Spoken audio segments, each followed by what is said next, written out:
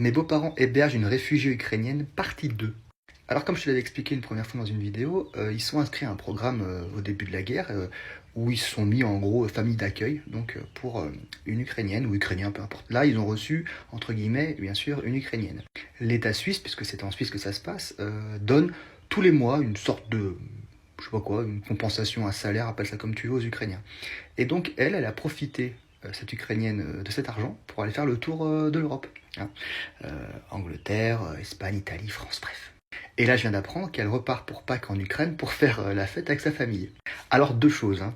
La première, sa mère vit dans une zone de combat et son père et son frère sont normalement au combat. Autant te dire que normalement, le moral, il est pas ni au voyage ni à la fête. Mais que nenni, hein. Elle voyage, elle repart en Ukraine. Bon.